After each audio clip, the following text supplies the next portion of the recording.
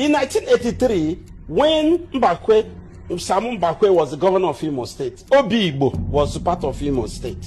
Now, under what they call the Mama Nasa boundary adjustment, they started carving oil-rich, mineral-rich areas into some states where they will now tell them you are not Igbo. Immediately they moved Obigbo out of Imo State. Yes. What happened? They changed the name to Oyigbo. Mbakwe had to cry. Mbakwe said something.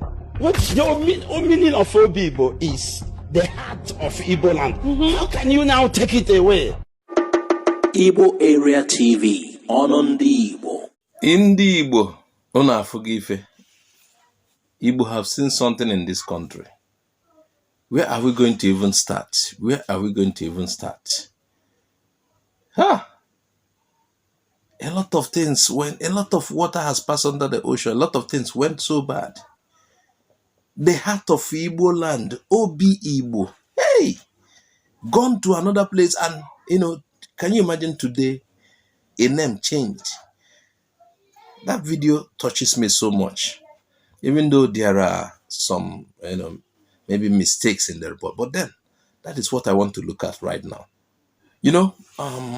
One community that is often mentioned whenever people discuss Igbo history and boundaries, the adjustment, is this Obibo. Officially, they are calling it now Oyigbo in River State. The heart of Igboland. The one that is supposed to, say Obi, heart. The one that is supposed to claim Igbo more. Hey.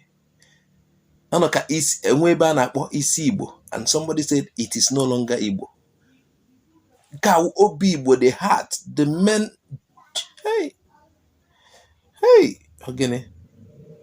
You see, many older people from the area still remember the name Obibo. They know the truth. They say the community has always been predominantly Igbo speaking, with strong cultural and family ties to other neighboring Igbo communities.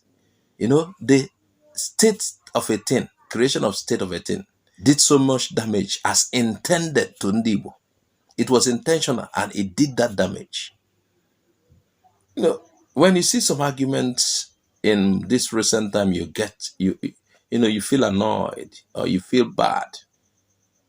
This was more than just moving a line on the map. They believed it changed the political identity of the people, as if they should overhaul everything. Now, another point often raises the change in spelling from Obibo to Oyigbo. Some people see this as a simple change in official spelling. Others believe it represented a gradual effort to separate the community from its Igbo identity. And that is how we see it. It is a very sad thing. Now, based on what you heard the man said, Obibo lies close to major industrial and oil producing areas in eastern Niger Delta. So, people who propound this claim, which I think is very clear and the most suitable claim, the argument is that placing the community under River State meant that resources from the area would no longer be counted as belonging to the old Imo State or Igbo region. The people of Obibo, however, though their identity as River State, they have continued to preserve many aspects of their language, their traditions, festivals, and family connections with neighboring Igbo communities. So today, the issue remains sensitive. While Obibo is politically part of River State today, many residents still identify culturally as Igbo.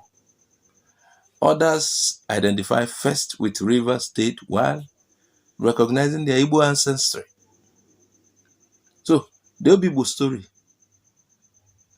it goes beyond a boundary on a map.